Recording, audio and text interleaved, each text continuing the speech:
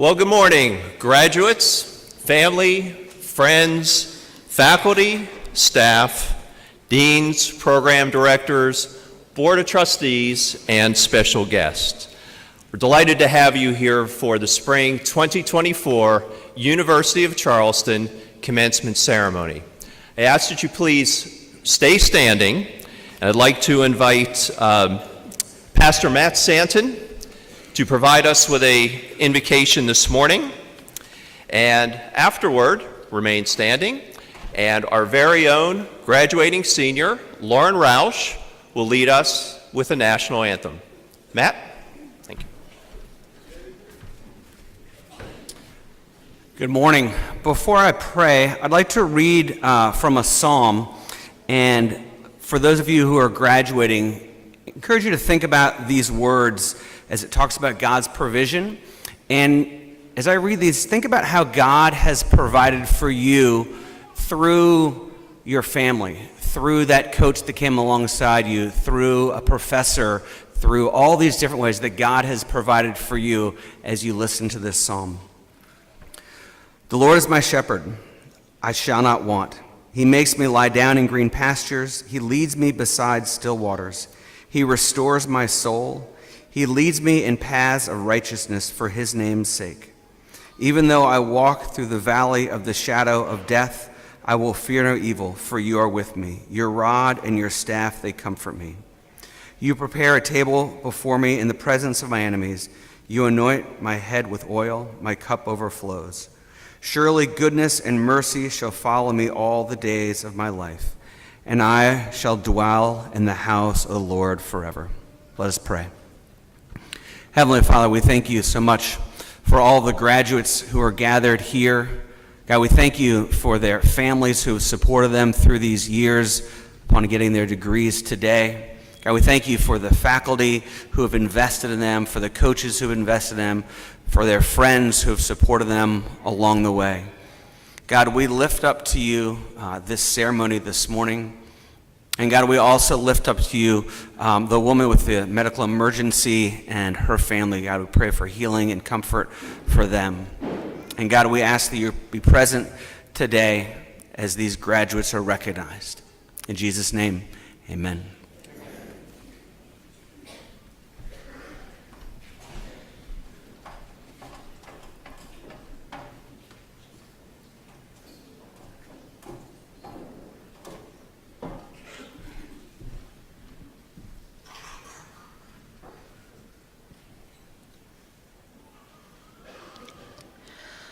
Oh, say, can you see by the dawn's early light what so proudly we hailed at the twilight's last gleaming, whose broad stripes and bright stars through the perilous fight o'er the ramparts we watched were so gallantly streaming, and the rocky track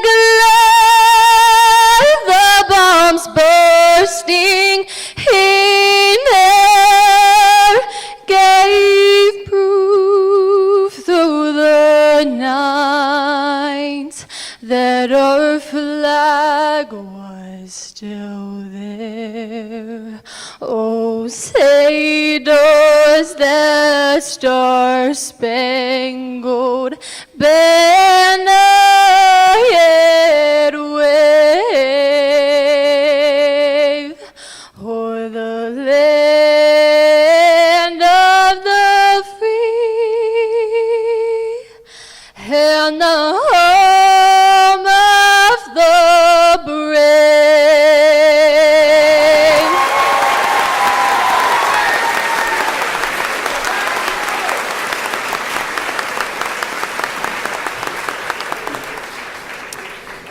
Matt, Lauren, thank you very much.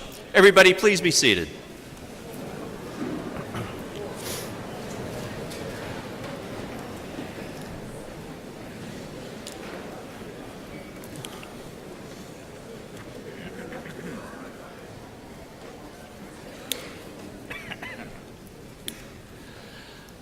So graduates, this room is filled with people, along with many who are watching online, who are immensely proud of your accomplishments. They've invested deeply in your success with a sincere hope that everything that you've experienced as part of the journey of earning your degree will continue on a path of success for you long into the future. Behind you are our faculty who have worked with you to expand your boundaries, helping you to learn new knowledge, new tools, new skills that will be assets for you as you embark on new careers and educational journeys. Also here with us today are many coaches, advisors, staff members who have worked diligently to help you get the most out of your UC experience. And joining me here on the stage are our academic leaders, our deans and our provost, and members of our board of trustees who are all heavily invested in your success. And of course, surrounding us are families and friends who have encouraged you, who have showered you with love and support to help you and enjoyed seeing you learn and grow and transform into college graduates ready to pursue your dreams and new challenges. And I too am grateful for the opportunity to have been able to get to know you, to work with you, and help you accomplish your goals and objectives. So we do these ceremonies twice a year, and each time it gives me an opportunity to reflect on the individuals who invested in me, the individuals who took an interest in me, the individuals that ultimately helped me get to where I am today. And I want to share with you who a few of these people are. And while you're not going to recognize the name, what I hope is through a brief description of these individuals and how they impacted my success, stimulates your thinking, not just about the people here in the room, but other people who have had a significant impact on what has brought you to this moment today. For me, there's Mr. Forey, a high school teacher who let my friends and I use his classroom as our lunch space.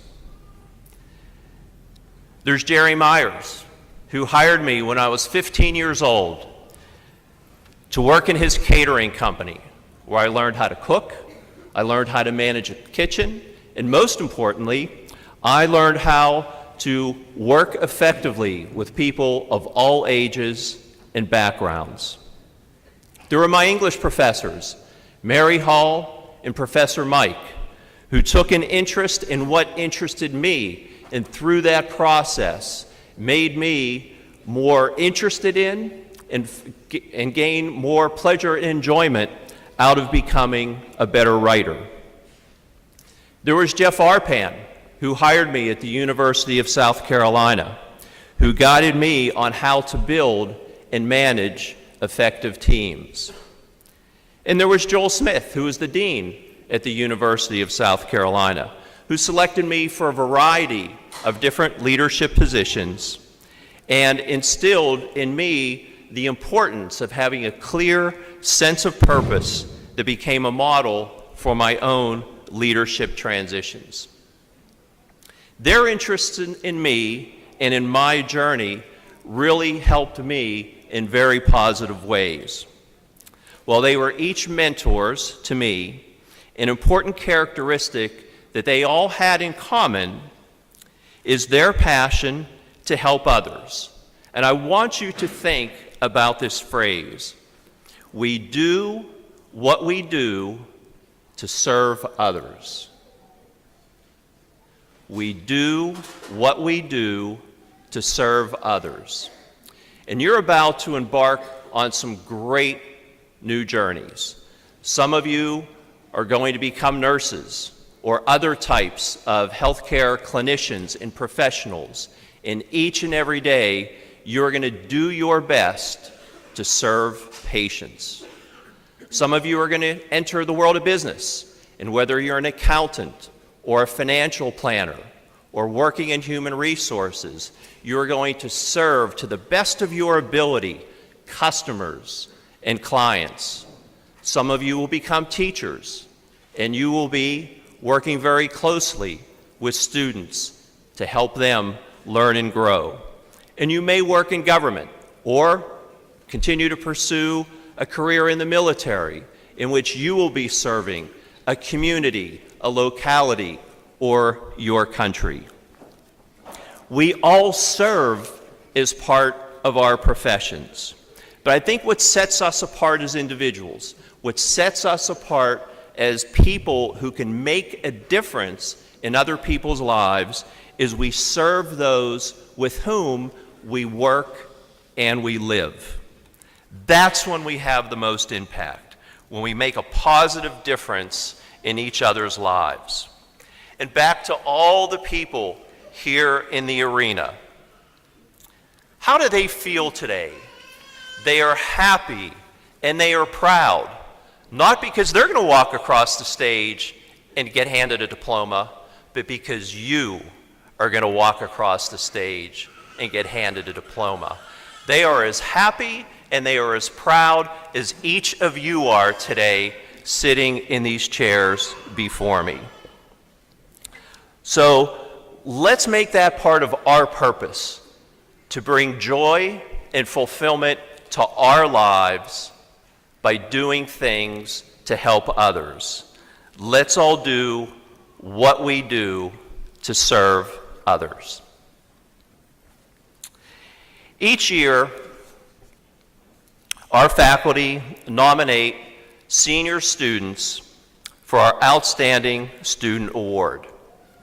This year was no exception. A review committee had a very challenging task selecting finalists for our Outstanding Student Award. The process ultimately led to the selection of Kaylee Knott for this distinguished award. Kaylee will be receiving a Bachelor's of Science degree with majors in both biology and chemistry. She has been engaged in many activities here at UC, and I've enjoyed getting to know Kaylee and see her develop and grow over the past 4 years, and excited to see where she continues to evolve as she pursues a doctoral degree in the upcoming fall. So Kaylee, please join me on the podium and share your reflections as a UC student with us.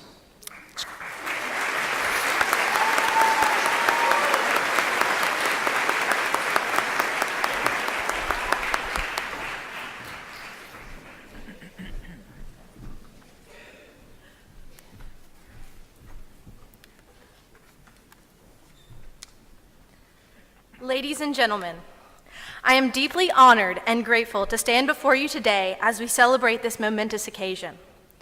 Whether you're joining us physically or virtually, your presence here marks a significant milestone in our lives. To the graduates, I extend my heartfelt congratulations. And I would also like to point out that for many of these graduates, this is the first time they are getting to walk across the stage. Many of us graduated during 2020. So congratulations, we did it. I would like to begin by thanking some people who really made a difference in my life and on campus. To Dr. Roth, for all the wisdom and opportunities, thank you. To Dr. Sun, for all of your guidance and dedication to my education, thank you. To some of the lesser known people, the people that make this place spin, Bev and Mary at the Starbucks, who provided me with coffee and a smile after many sleepless nights, thank you.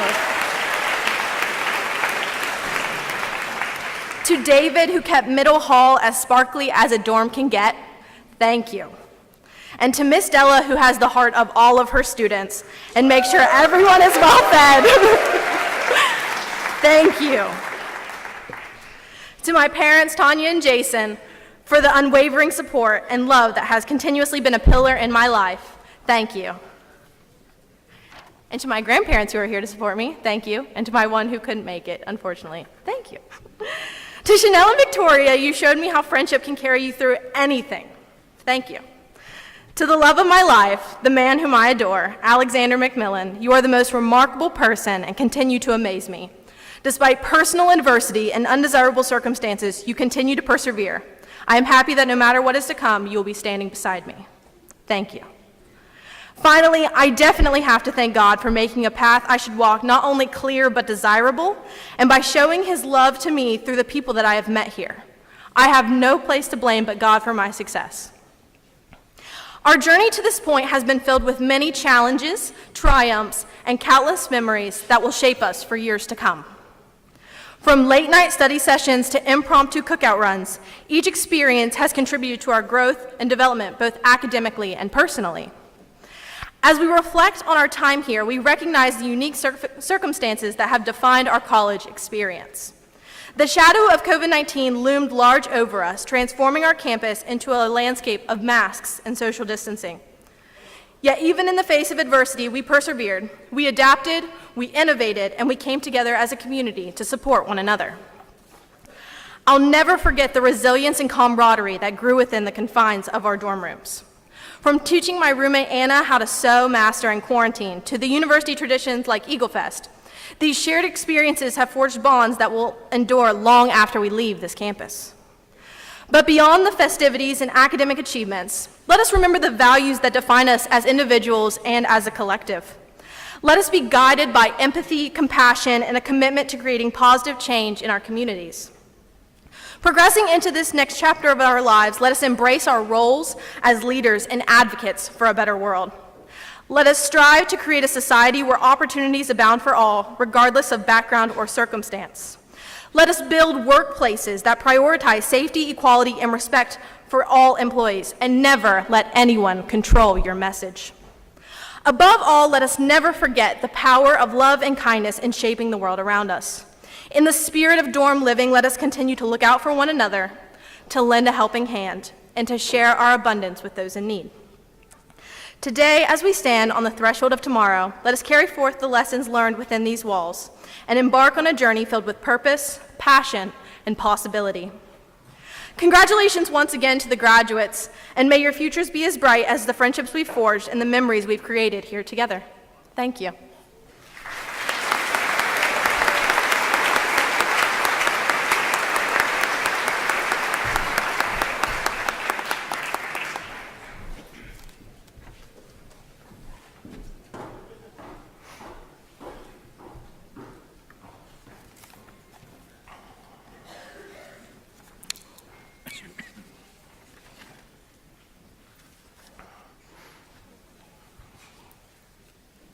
I'd like to recognize two special faculty this morning. We have an outstanding group of educators, very passionate about working with our students each and every day, helping them learn, grow, and transform themselves into remarkable young people. And two of our colleagues are going to be retiring at the end of this year.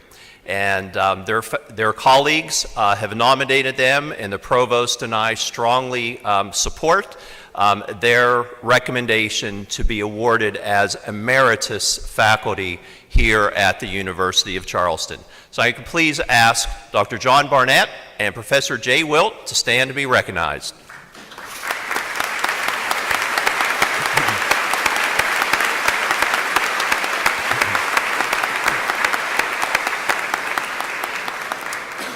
Thank you both for your exceptional service to the university. And now it gives me great pleasure to introduce to you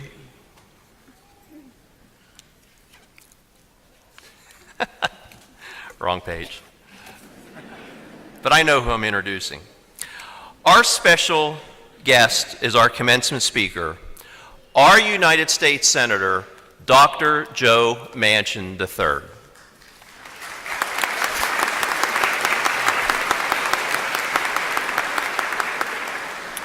You don't typically hear the salutation doctor before the senator's name. However, it was right here at the University of Charleston in 2018 that we conferred upon him an honorary Doctor of Laws degree. The senator has served in public office over 40 years, including in the state of West Virginia's House of Delegates and in the Senate, as a Secretary of State, and as the Governor of West Virginia. For the past 14 years, he has served us in the U.S. Senate.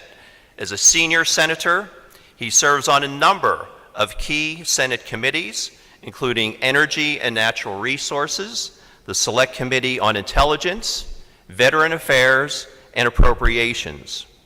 We are grateful for his steadfast support of higher education and of this university, as we have successfully secured millions of dollars in federal grants with the senator's support.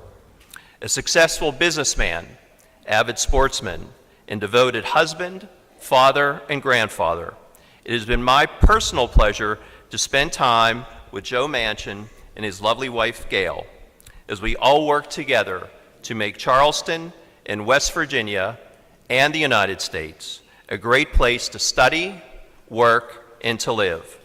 Please extend a very warm welcome to United States Senator Dr. Joe Manchin III.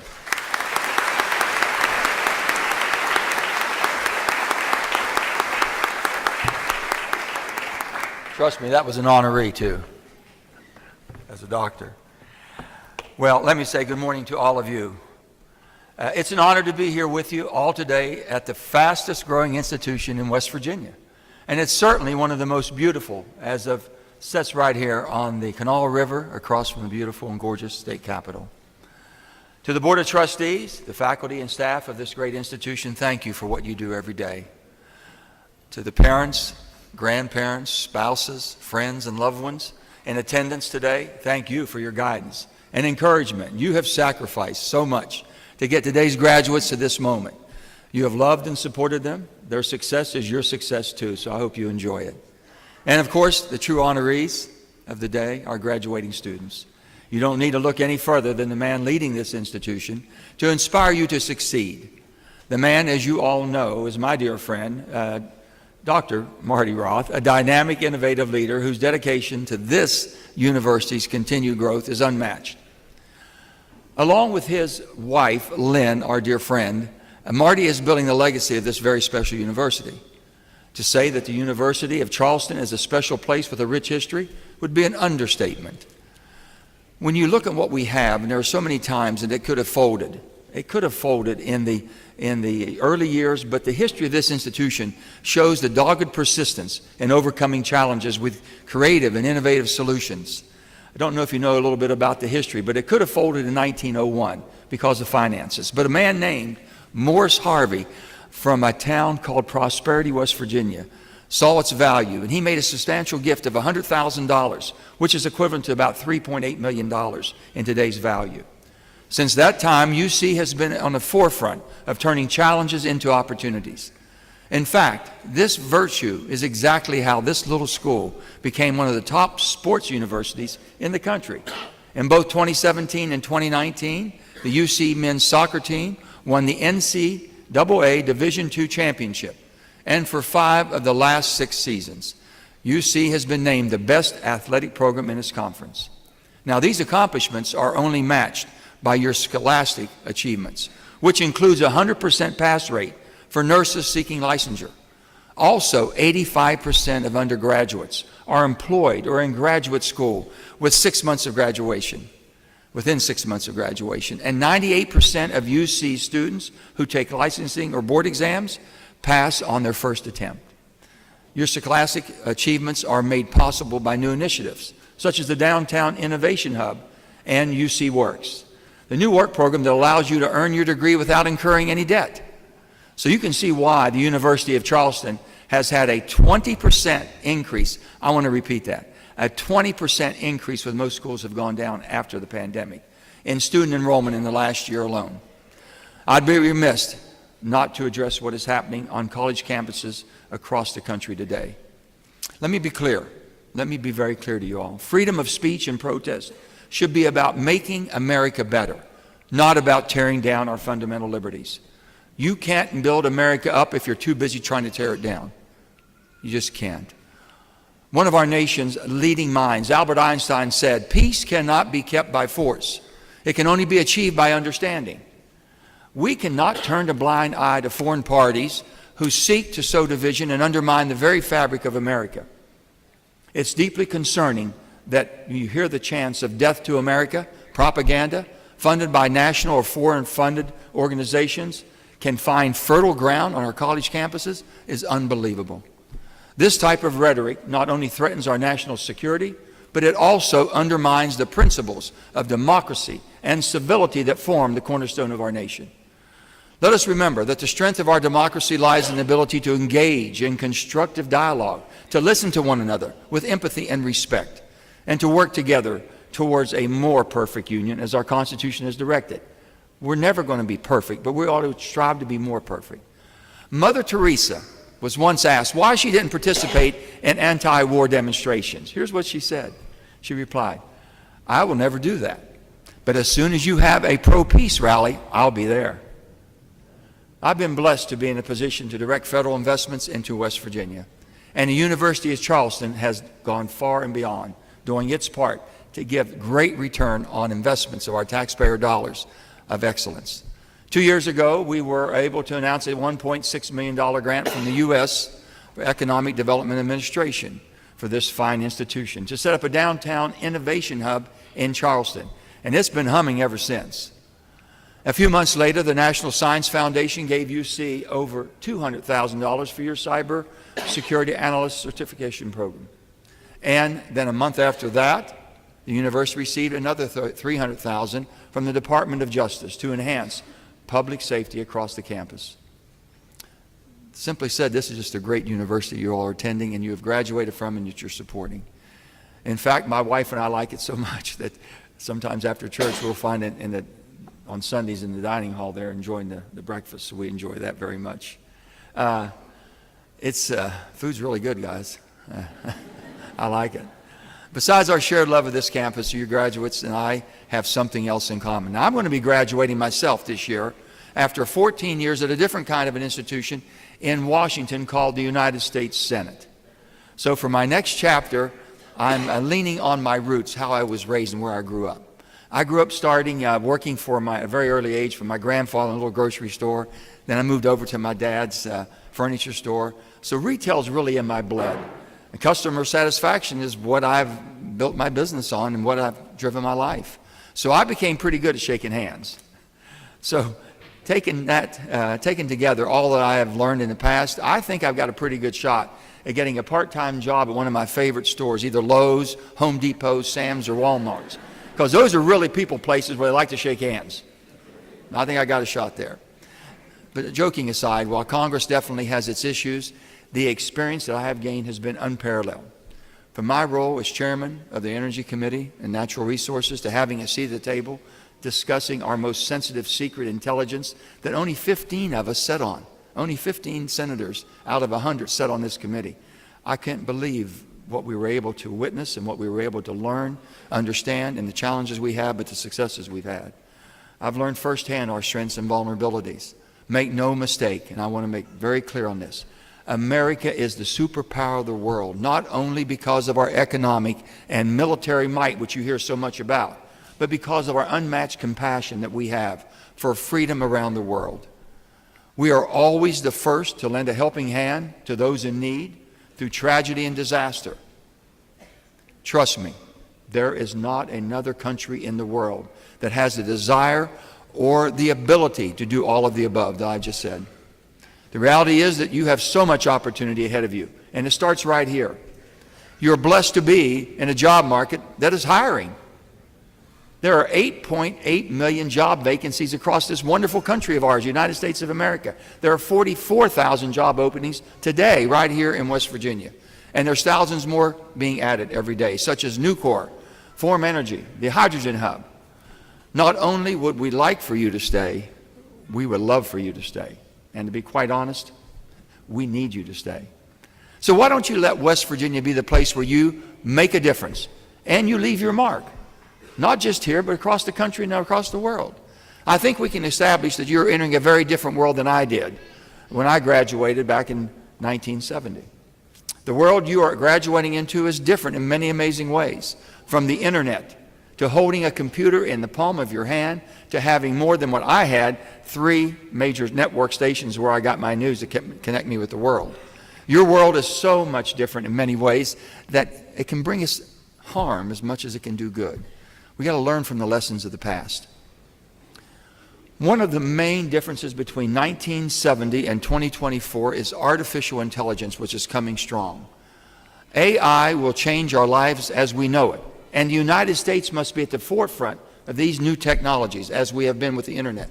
Artificial intelligence can yield great benefits, such as protecting our competitive advantage over China and Russia and our adversaries around the world.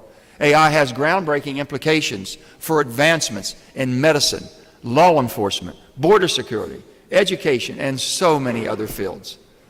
AI has the potential to cure famine around the world, prevent energy starvation, and to deliver essential services so that we don't have the enormous swings of inequality that drives protest and unrest. But AI also has the potential to be used in very harmful, nefarious ways. The example of that is this. In 2023, just a normal class of students, not graduate students, at MIT was asked with investigating whether AI chatbots could be prompted to assist an everyday user of the internet in causing a pandemic. In just 1 hour, think about this, in just 1 hour, the AI chatbots developed a plan to cause a global pandemic, and it explained exactly how to do it. The MIT study shows us exactly what AI can do if it's used in the wrong hands for the wrong purposes. But we have the opportunity to harness the power of AI for the good and prevent it from being used to harm. To do so, we've got to make sure that we don't make the mistakes we did with the internet. AI must have guardrails. When the internet was developed in 1983, it was developed within the federal government. There were no guardrails. And then the private sector got involved. And Congress started to address the game-changing technology in the 1990s when they adopted Section 230 in our code. Section 230 was part of the Communications Decency Act, and it passed in 1996. And what it really did, it moderates content and provides immunity, total immunity, to the internet from civil liabilities. We've been discussing ever since that how we could have done more and if it's gone too far. And who's accountable? Who should be responsible? So now that we're coming into the age of the AI, we're going to be so dependent on it, it's going to change our lives even faster than what the internet did. We need to learn from our mistakes and put these guardrails in place now. There'll never be another generation has the opportunities that you do to bring more parity to the world. Think about it. You have the chance to bring this world together, different than any other generation ever had. I believe that every human being should have the opportunity to live a quality of life. I don't care where you were born, how you were born, who you are, what you do. I don't care. You have that opportunity, and we should protect that. That's the freedoms that we want. You have the tools to make that happen. You now have the tools to make that happen. Another troubling way that the world that you are graduating into is much different than the one that I did, is our political system. What you're seeing today is not normal. This division in our country is unlike anything that I have witnessed in my lifetime in the political process and observing it and being directly involved. Our political system is being weaponized. It's weaponized by design. Both parties, Democrats and Republicans, are guilty of manufacturing outrage, pragmatism, and compromise. The word compromise, you're punished for it. Party loyalty is demanded. Extremism and horrible behavior is rewarded. And very seldom things get done. And all America suffers when we don't produce, when we don't work together. For instance, the institution I'm graduating from in Congress typically passes 520 pieces of legislation in every term of Congress, which is a two-year session. You want to know how many laws we've passed so far during the 118th Congress we're in right now? 84. It's truly unacceptable. We're on the track to be the most dysfunctional, underperforming Congress since the Civil War. That can't be tolerated. We're better than this. America is the greatest country on earth, but we could lose the greatest experiment of democracy the world has ever known if we don't find strength in coming together instead of tearing each other apart and blaming the other side. Every day in our homes, businesses, and communities, we find common ground and make reasonable compromises to get stuff done. Washington should be no different. Our challenges are solvable, every one of them. We're the only country that can fix our problems. We just have to want to solve them, that's all. Just last week, after 6 months of deliberation, we passed a bipartisan bill that's going to help protect our national security. It's going to stabilize the world by curbing Russia aggression, reining in China's expansion, addressing tensions in the Middle East, and keeping our eye on the ball in the Indo-Pacific. Yes, we can do it. Yes, it took longer than it should.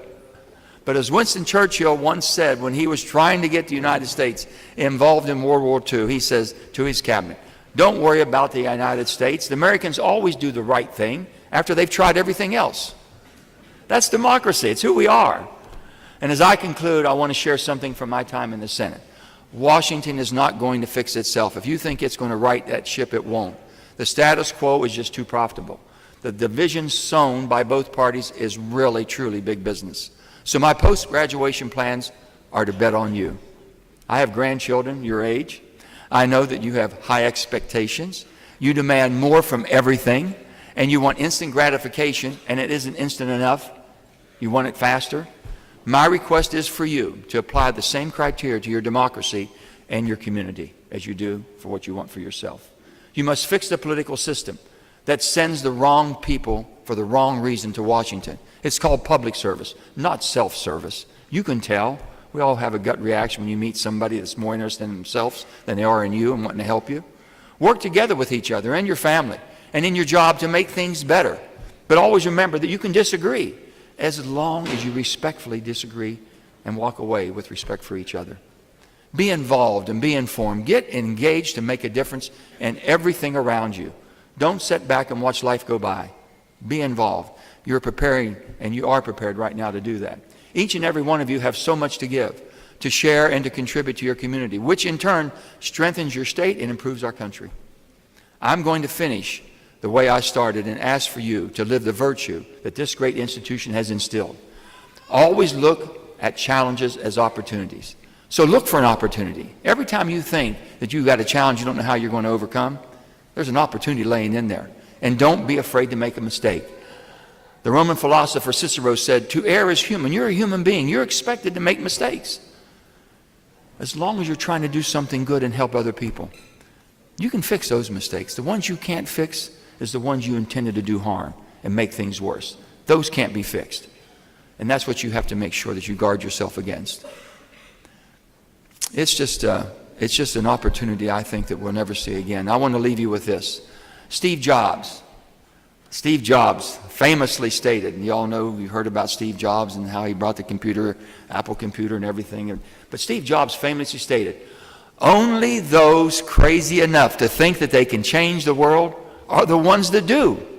Now, I'm confident that there are some crazies in this crowd right now. I'm confident of that. So now let's go out and show them what you can do. That's what you've got to do. You're prepared. University of Charleston's prepared you to be as crazy as you want to be and successful as you want to be. So thank you for allowing me to be part of this great commencement today. God bless the United States of America, and may God continue to bless the great state of West Virginia and the University of Charleston.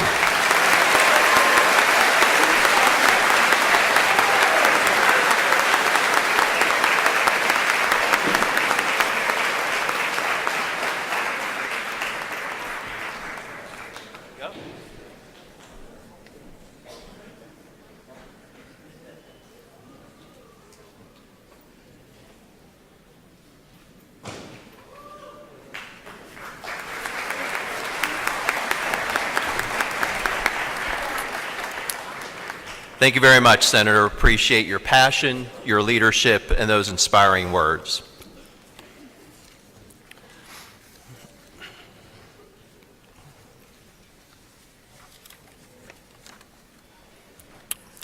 Our Provost, Dr. Dan Silber, will now join me for the conferring of degrees.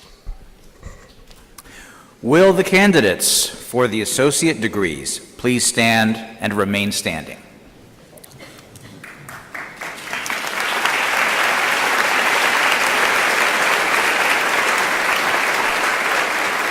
President Roth, I have the privilege of presenting to you the candidates of the Associate of Arts and Associate of Science degrees. These students have completed or are scheduled to complete the requirements for their respective degrees as approved by the faculty. I therefore request that you confer upon them the appropriate degrees. By the authority vested in me by the Board of Trustees of the University of Charleston and by the State of West Virginia, and upon the unanimous recommendation of the faculty, I confer upon each of you the degree appropriate to your course of study, with all rights, honors, and privileges appertaining thereto. Please turn your graduation tassel from the right side to the left side, and you may be seated.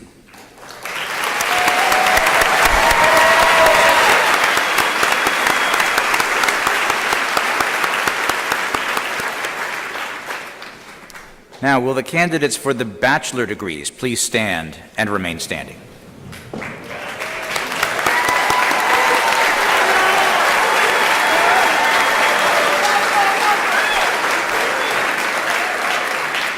President Roth, I have the privilege of presenting to you the candidates of the Bachelor of Arts and Science degrees. These students have completed or are scheduled to complete the requirements for their respective degrees as approved by the faculty. I therefore request that you confer upon them the appropriate degrees.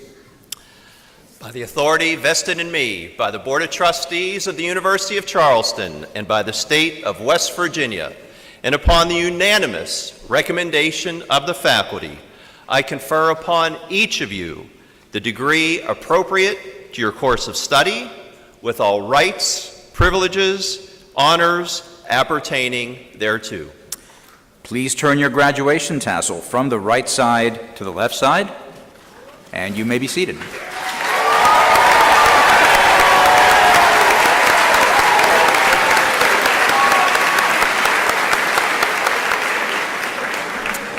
At this time, our University Grand Marshal, Professor Suzanne King, and Assistant Marshal, Dr. Mike Bailey, will lead the graduates to the stage where they will be recognized and receive congratulations from the President. Those who are graduating with honors will be recognized as their names are read. Latin honors are designated for the students completing a bachelor's degree. Summa cum laude and highest honors indicate a GPA of 3.9 to 4.0. Magna cum laude and high honors indicate the second highest level of GPA at 3.75 to 3.89.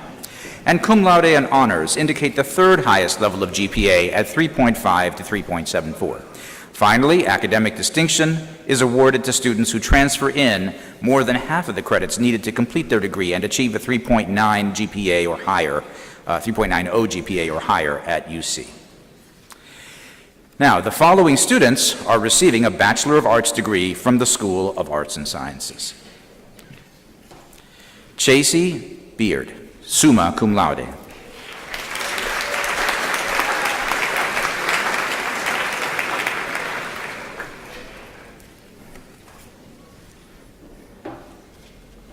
Gianni Blundell, magna cum laude.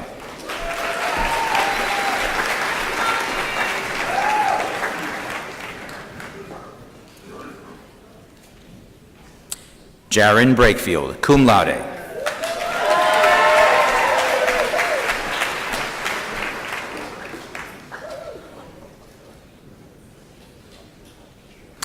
Isabel Shanette Corley, cum laude.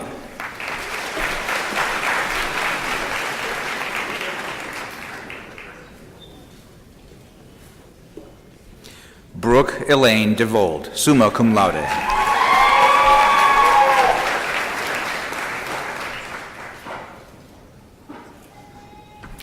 Miriam Dreher, summa cum laude.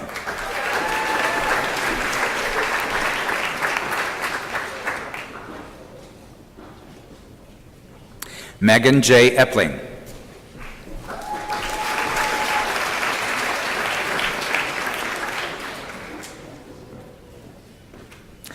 Olivia Rose Esposito.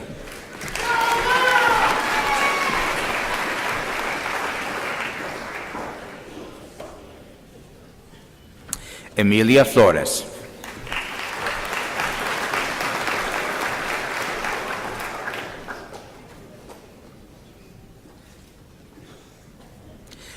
Jessica Gress.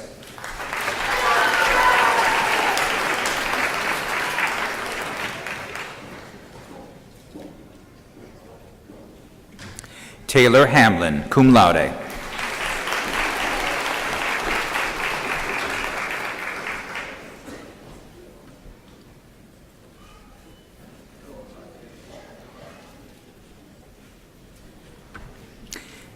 Abigail Lane Hamilton, summa cum laude.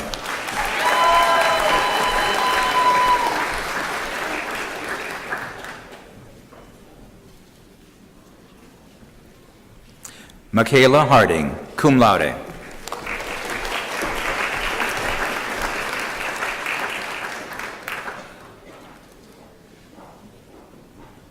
Tiffany Amber Mackner, magna cum laude.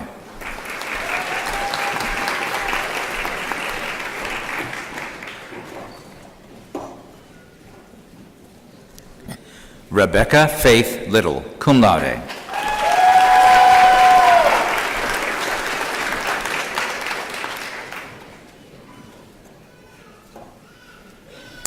Amara Lee Rose Mason, summa cum laude.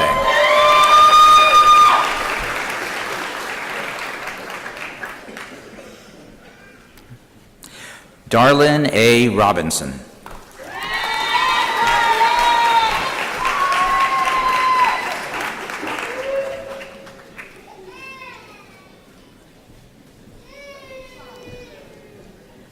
Charles Schwenk.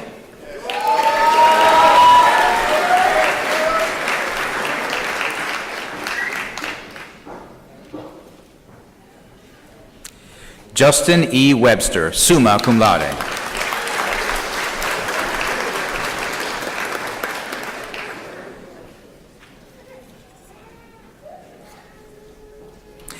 Timothy R. Wise, summa cum laude.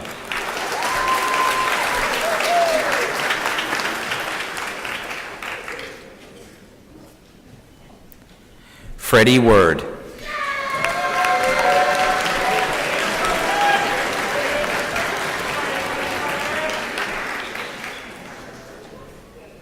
The following students are receiving a Bachelor of Science degree from the School of Arts and Sciences. Claire A. Bailey, cum laude.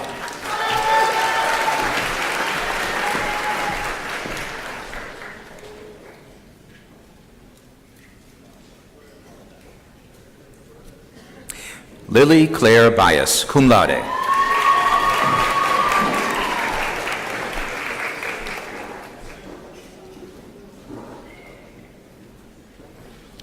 Brooklyn Sahara Board, magna cum laude.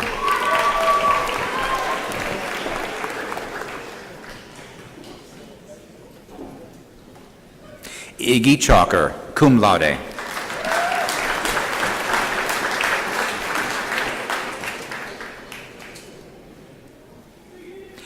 Haley Marie Cox, summa cum laude.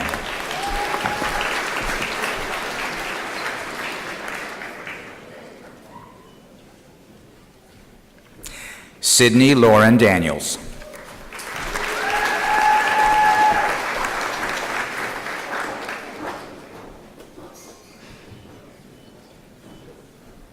Madison Day, magna cum laude.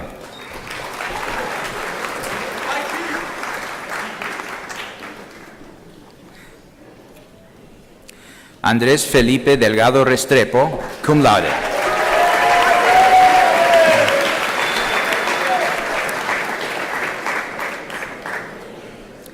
Hannah Nicole Forspray, magna cum laude.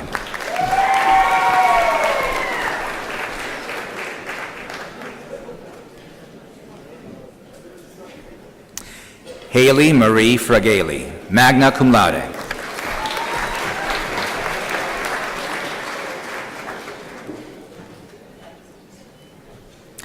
Michael J. Garrett, cum laude.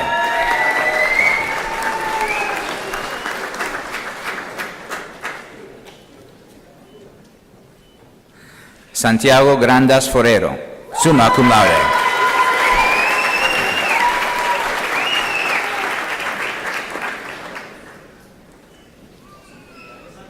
Zachary Tyler Hall.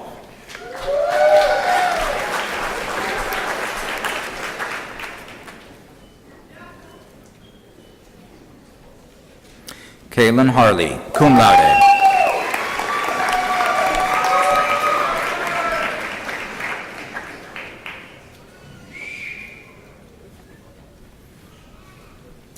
Lauren M. Hines, summa cum laude.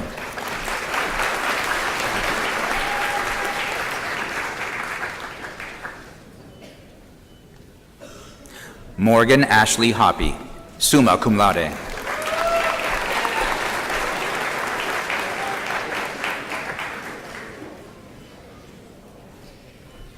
Colin Quinn Hunkel, summa cum laude.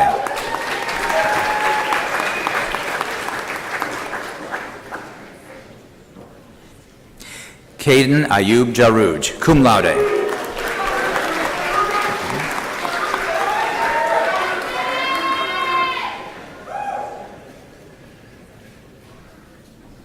Sophia Evelyn Curtin, cum laude.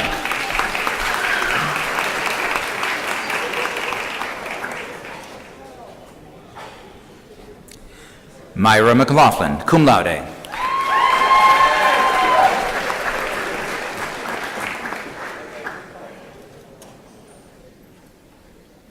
Matthew Thomas Mills, cum laude.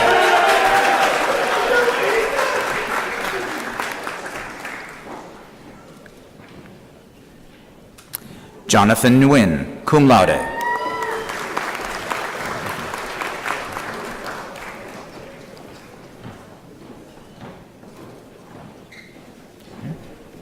Kaylee Knott, summa cum laude.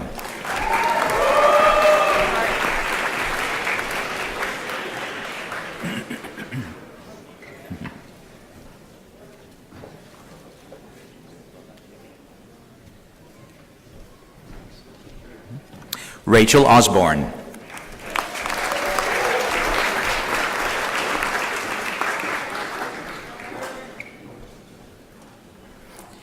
Kaya Roberson.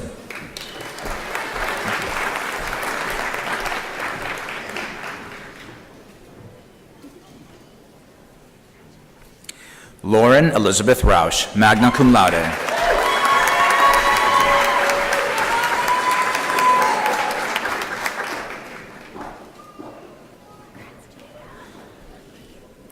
Jacob S. Slate.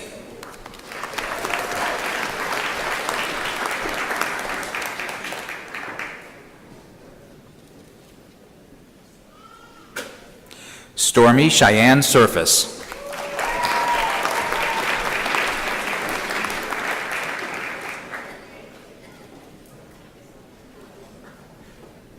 Warren Harvey Thiel.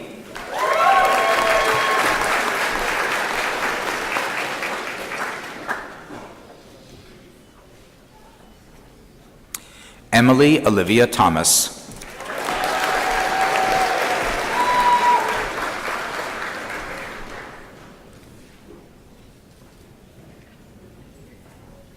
Kaylee Brennan Toller.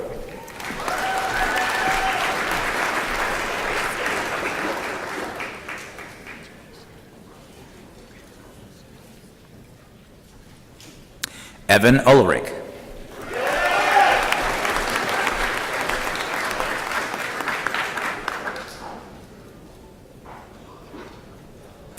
Ian Alberto Vasquez Alvarado.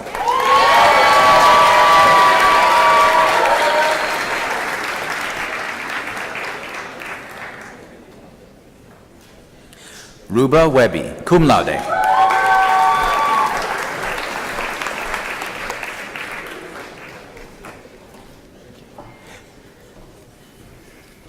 The following student is receiving an Associate of Science degree from the School of Business. Marissa Messer.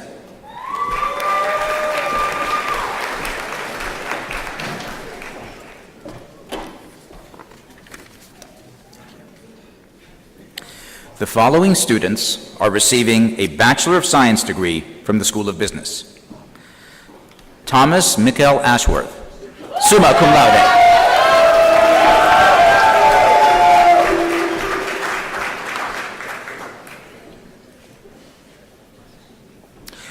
Barbara De Brito Santana Barancho.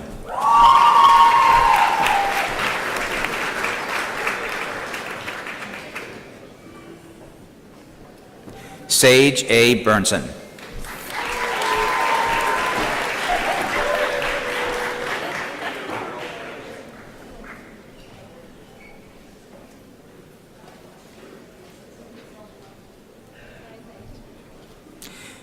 Enrique Bedoya.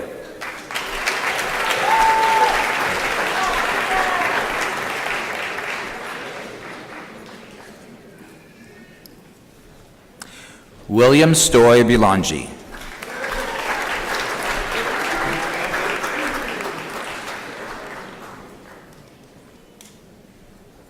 Joel Braswell.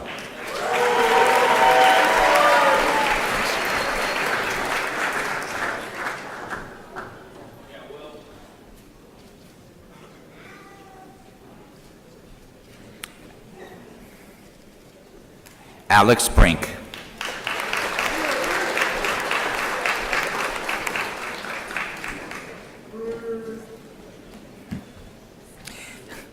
Nathan M. Caldwell.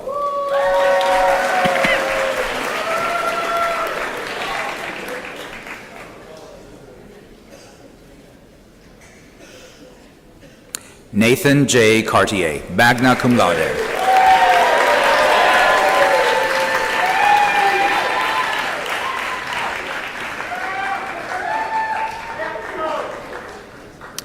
Edward Colbert III.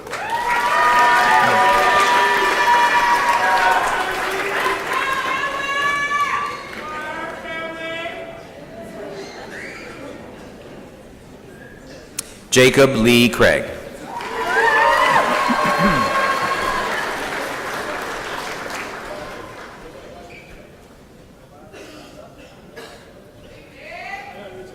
Victor del Pozo Ramis.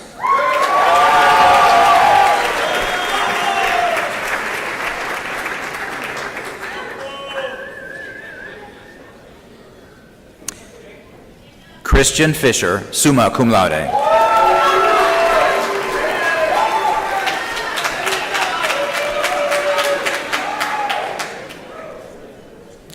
Andrea Fringuelli, summa cum laude. I'm sorry, cum laude. Cum laude.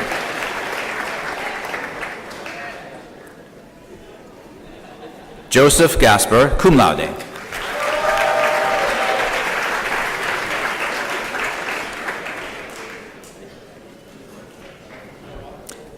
Steve Maurice Hall, Jr.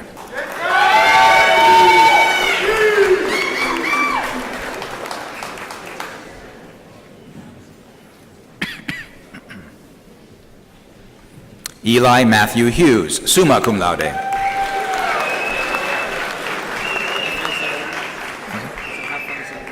I'll try. Andreas Jordan Carosas. I tried. Okay.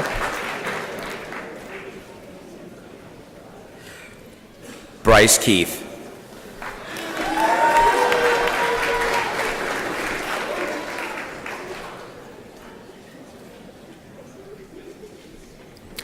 Cameron Marks.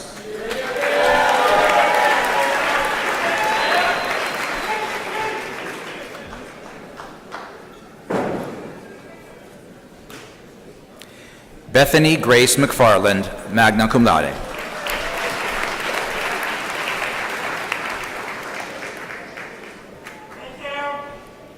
Austin McKee, magna cum laude.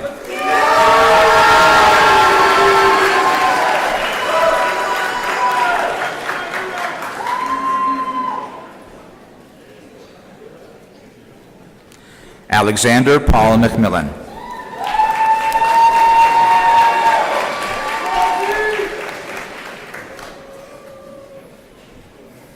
Caleb Mesfin.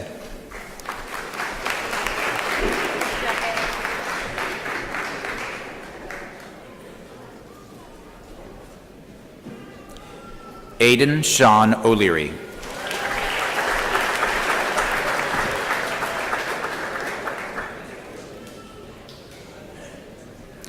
Chris J. Patel, cum laude.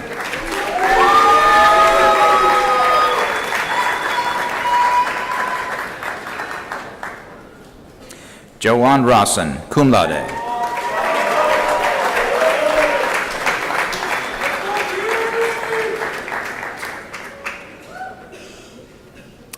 Trey Austin Ritchie, magna cum laude.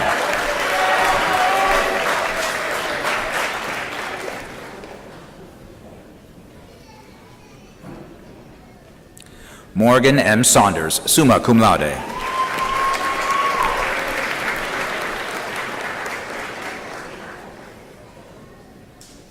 Garrett Schnitker, magna cum laude.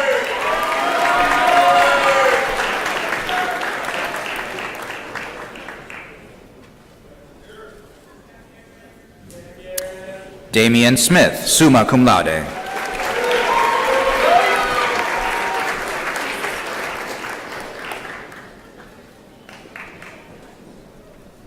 Abigail Renee Stapler, magna cum laude.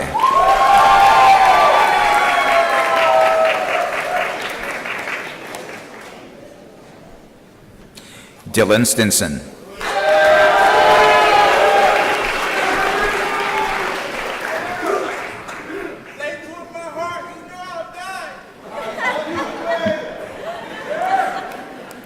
Mark Torrado Aranda, summa cum laude.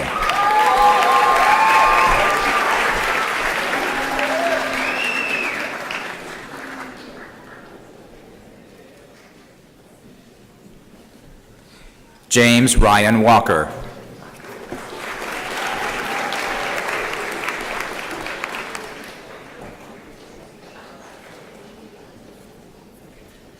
Noah Addison Witzke.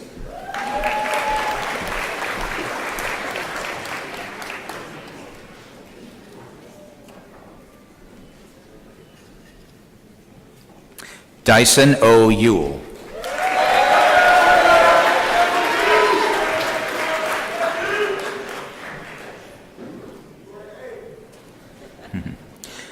The following students are receiving an Associate of Arts degree from the School of Health Sciences.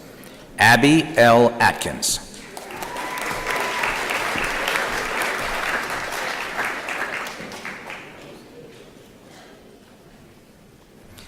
Michaela Barringer, honors.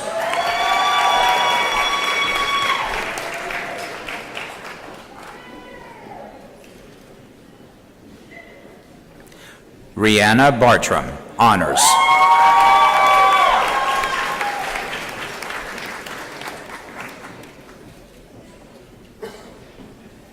Lacey Renee Bowman.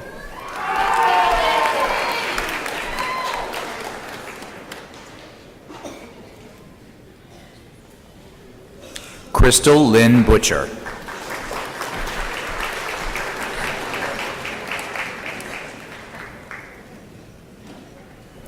Emily Danielle Campbell.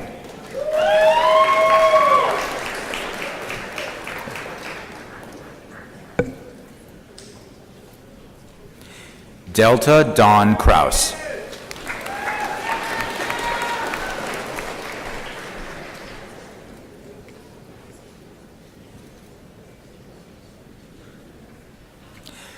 Gabrielle Davis, honors.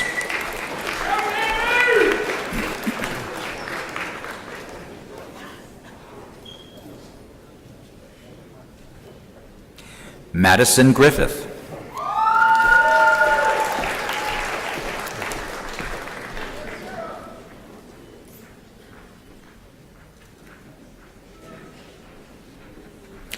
Victoria Elizabeth Harvey.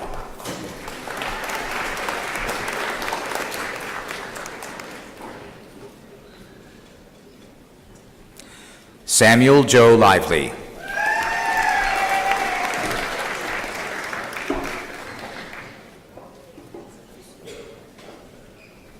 Kaylin Denise Manley.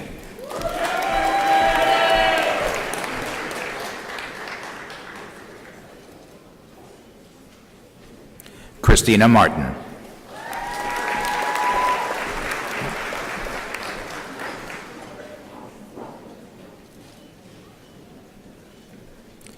Emily Suann Payne.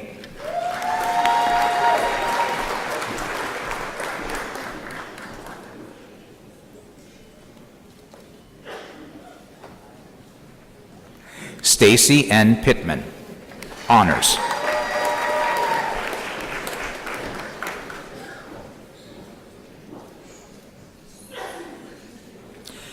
Natchez L. Pitts.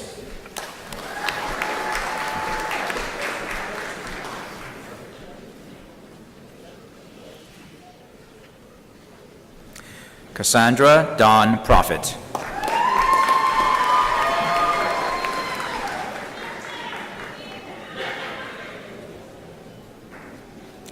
Garrett Mason Runyon.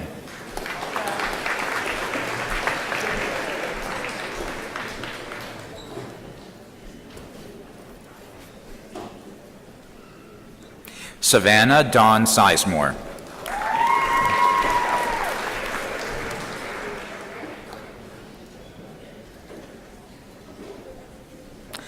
Lauren Cyan Smith.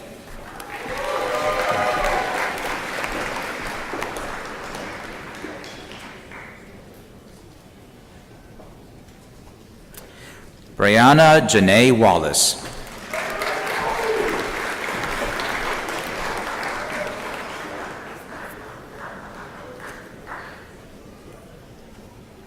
The following students are receiving an Associate of Science degree from the School of Health Sciences. Martina Michelle Bailey.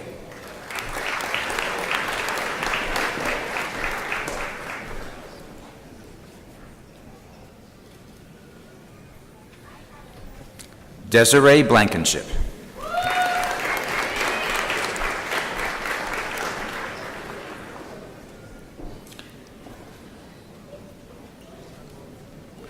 Ryan Alexander Cooper.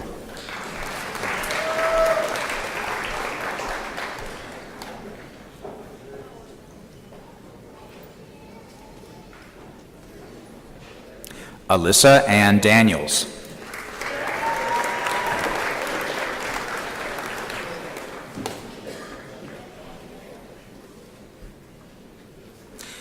Kendall Faith Duncan.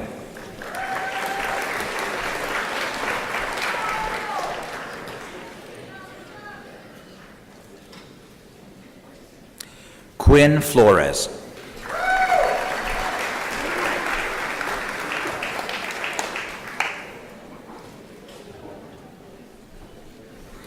Jonathan Hernandez Canales, highest honors.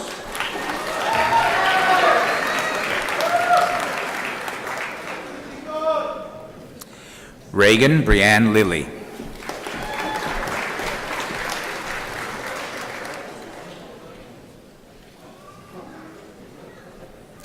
Maddie Blair MacArthur, honors.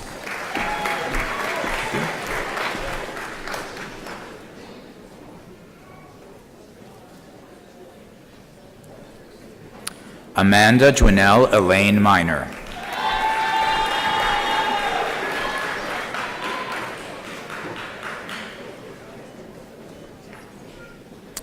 Jessica Marie Reeves, honors.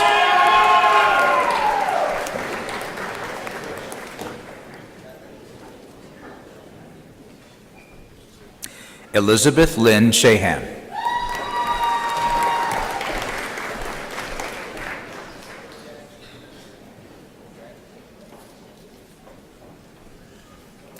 Andrea Marie Sheets.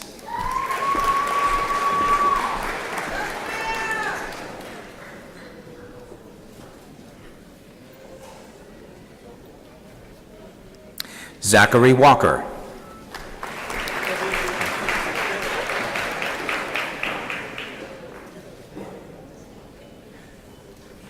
Chloe Faith White, honors.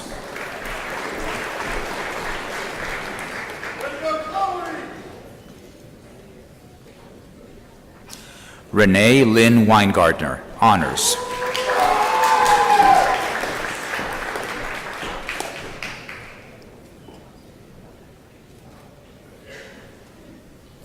Caden Hope Wyatt.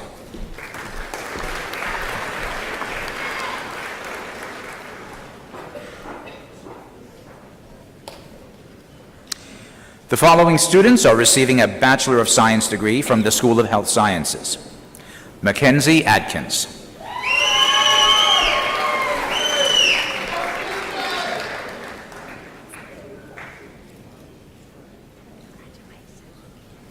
Layla Page Arthur, cum laude.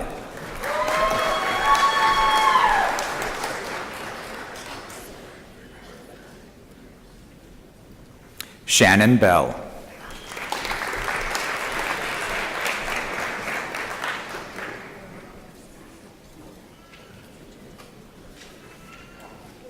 Ryan Christopher Blackwell, cum laude.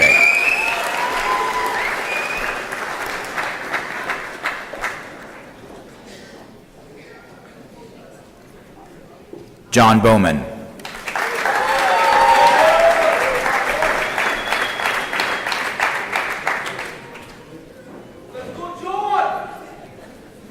Macy Christine Britton.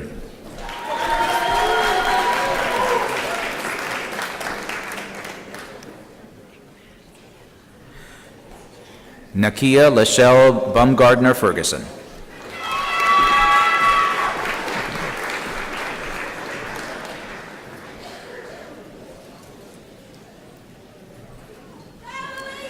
Anna Byer, magna cum laude.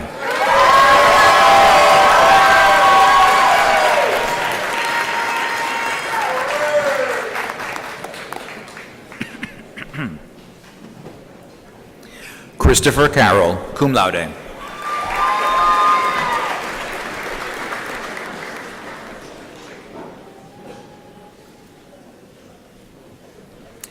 John H. Casto.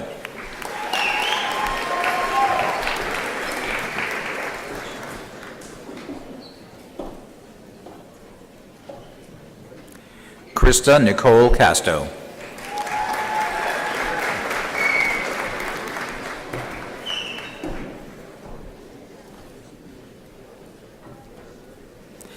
Alisa Faith Crafton.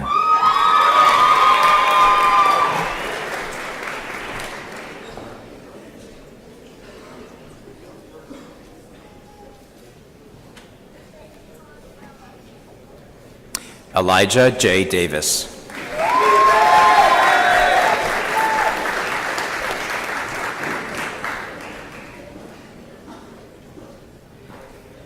Andrew DeWeese.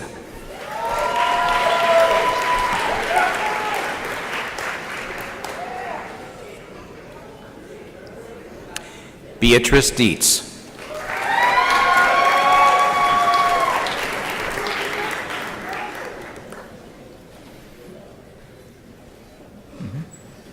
Benjamin Dillon, magna cum laude.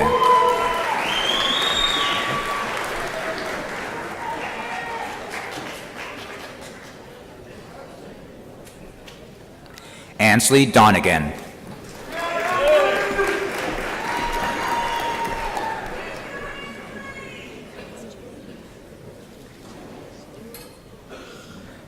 Carissa A. Epling.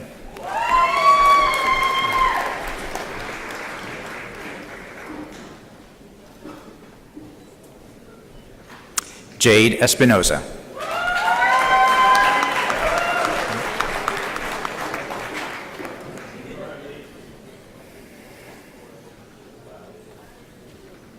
Casey Fink.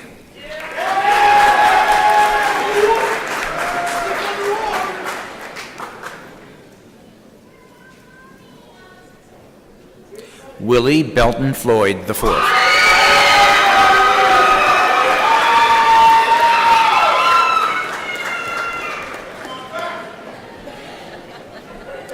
Clarissa B. Francis, cum laude.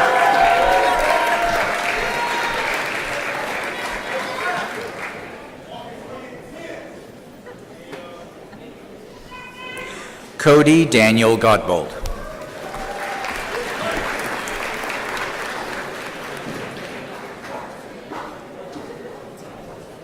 Colton D. Goldie, magna cum laude.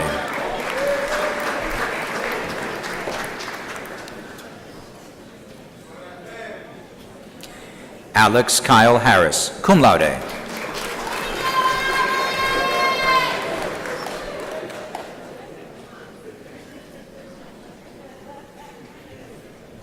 María Eugenia Hernández García.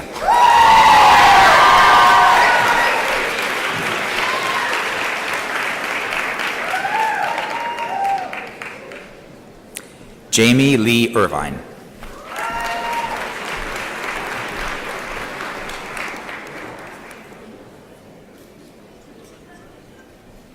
Madison Taylor Jackson, magna cum laude.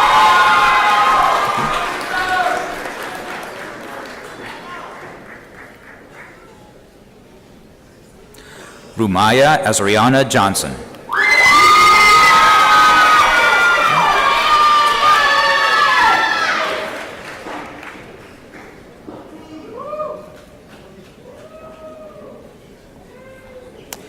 Erica Elise Jordan, magna cum laude.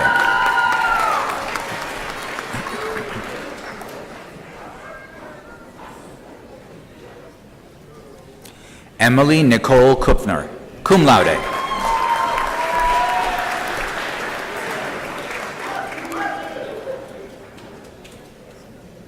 Zane Lattig.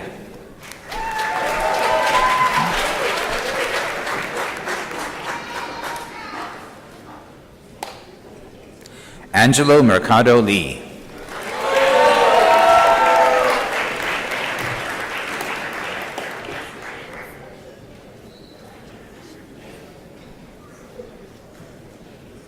Grayson Ridge Lester.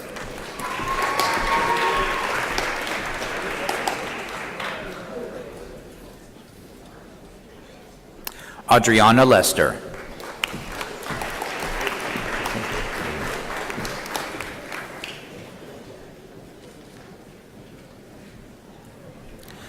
Cody K. Lee, summa cum laude.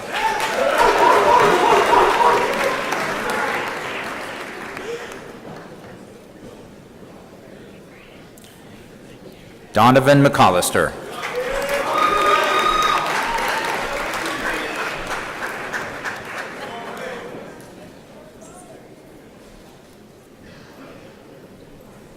Carson B. McComas, cum laude.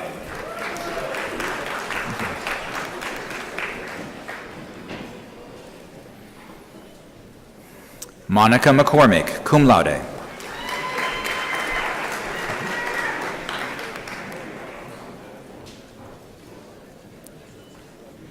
Jackson C. Meadows.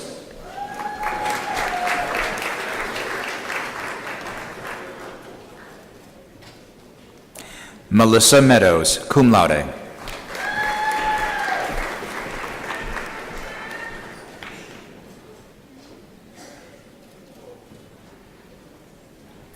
Kaylee Melton, cum laude.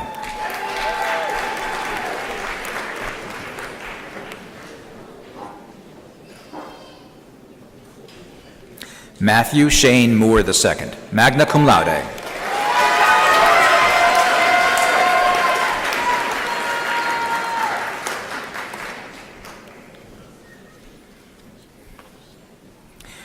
Landry Odiorn.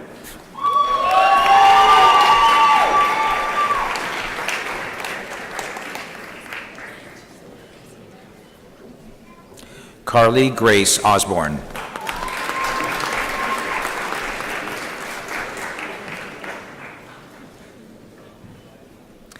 McKinley Brooke Randolph.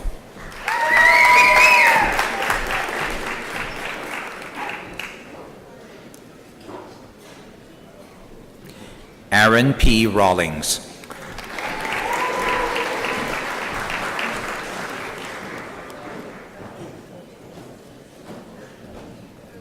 Lindsay Russell, magna cum laude.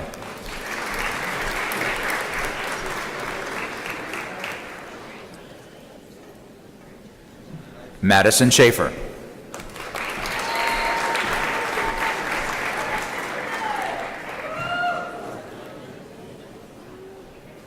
Haley M. Champlin, cum laude.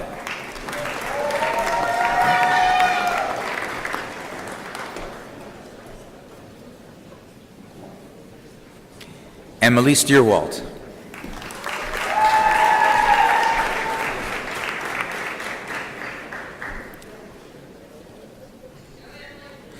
Nia Lachey Van Zant.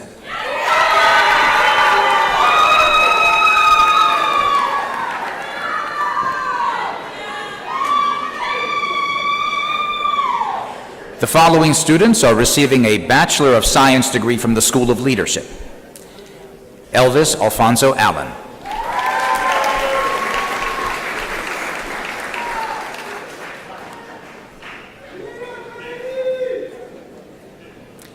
Richard C. Baer, academic distinction.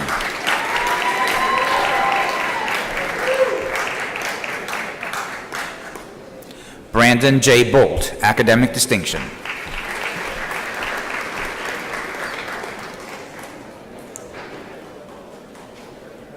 Kyla Renee Brent.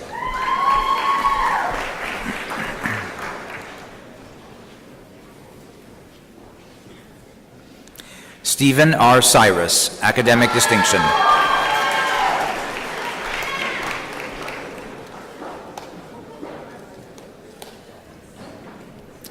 Joshua Allen Dalton, summa cum laude.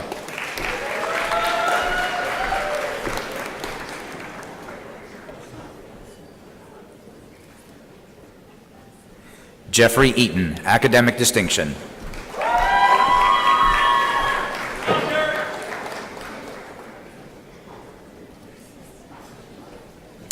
Andre Benjamin Eli, academic distinction.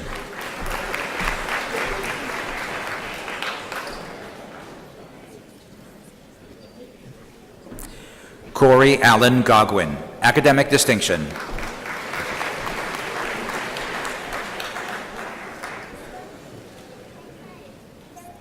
Joel Alexander Hernandez, academic distinction.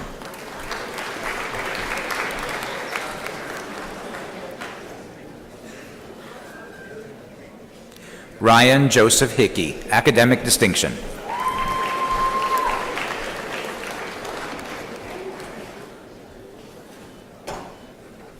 Amanda Nicole Ibalio.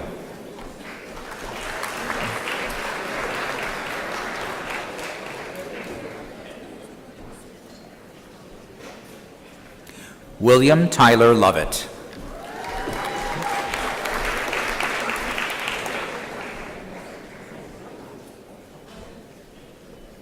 Juan Manuel Navarro Jr., academic distinction.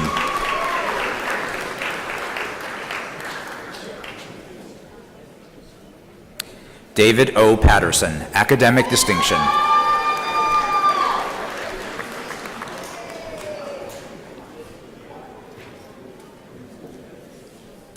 Brandon Richardson, magna cum laude.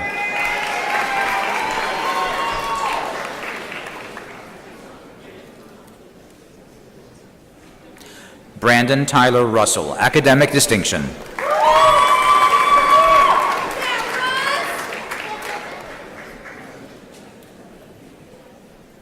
Heath Otto Smith, academic distinction.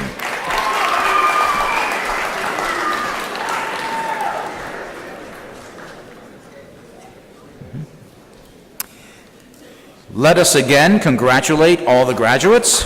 All graduates.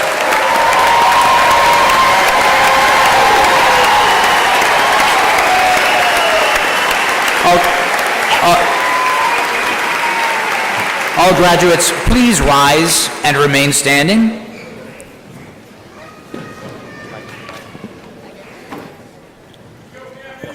All University of Charleston faculty, staff, and administration, please rise and remain standing so you could be recognized.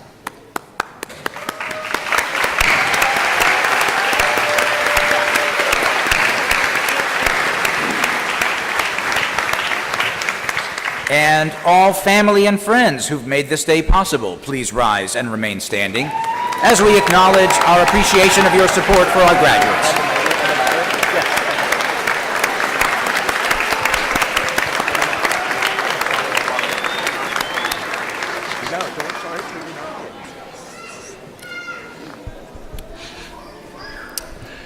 So I would ask if you would please remain standing and direct your attention to the stage and join the university singers in singing the university alma mater. You can find the words in your program and on the video displays.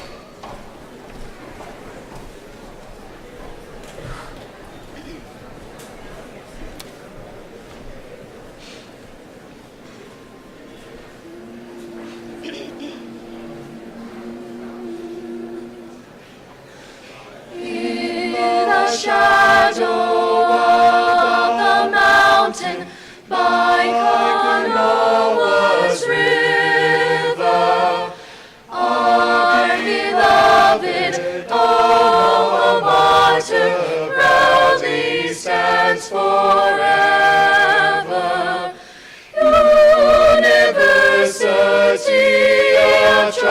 Charleston, true will ever be.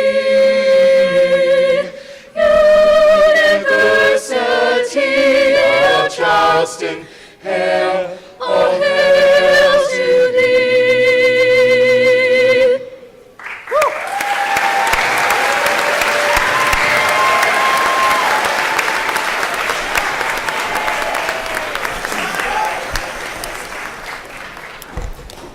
May all be seated.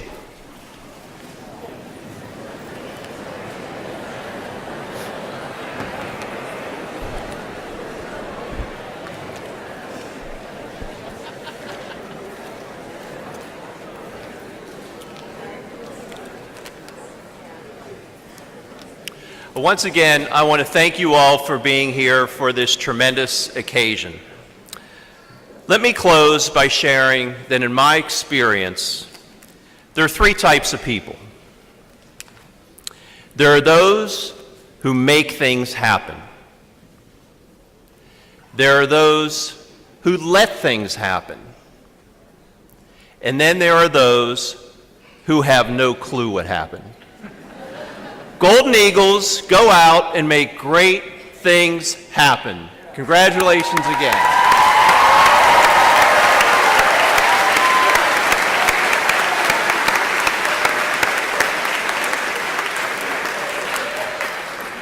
I ask that you please remain in your seats as Vice President and Dean of Students Virginia Moore provides us with directions on how we will recess the arena and the Innovation Center. Congratulations again, and please take advantage of our gorgeous campus, especially the Riverbank Lawn and Rogelman Hall Rotunda, to take photos and celebrate with your family, friends, and fellow graduates. Well done, class of 2024.